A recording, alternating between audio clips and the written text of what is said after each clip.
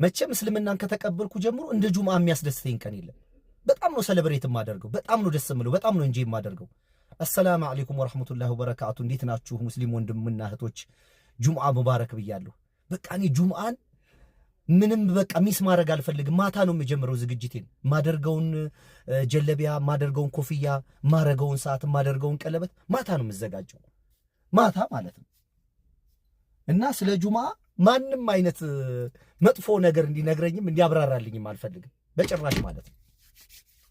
እና እግረ መንገዴን ከገባሁ አይቀር ምንድነው ማታ በሰራሁት ቪዲዮ ላይ አብዛኛዎቹን ሰዎች ብሎክ አድርጌያለሁኝ።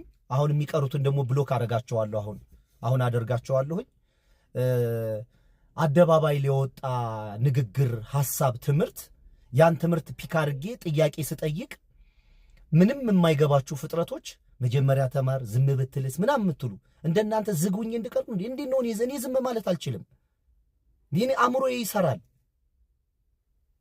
ዋናው ዓላማ ምንድነው ብላችሁ ከጠየቃችሁ ዋናው ዓላማዬ ወገኖችን ማንቃት፣ አእምሮአቸው እንዲሰራ ማድረግ።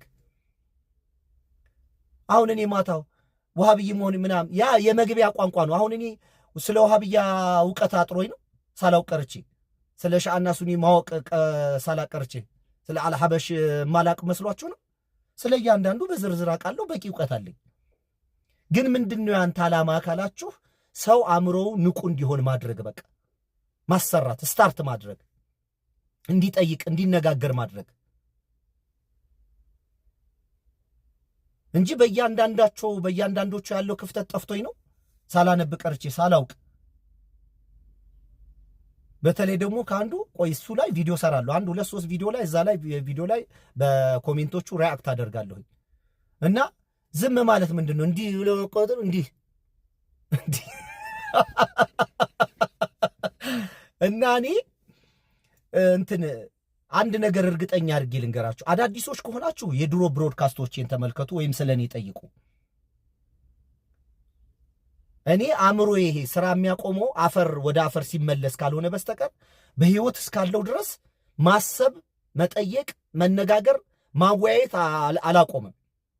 በቃ እኔ ለእናንተ ተላልፌ የሰጠው ምስኪን ወንድማችሁ ነኝ፣ ሃይማኖት ለተባለ ማለት ነው። እና ጥያቄ ጠይቃችኋለሁኝ። በጥያቄው ላይ መወያየት እንድትለምዱ፣ ዝም ብላችሁ እንዲህ ብላችሁ ፈዛችሁ እንዳትቀመጡ።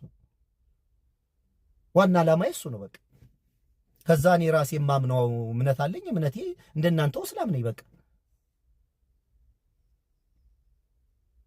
ግን እናንተ በምትቀበሉበት መንገድ እናንተ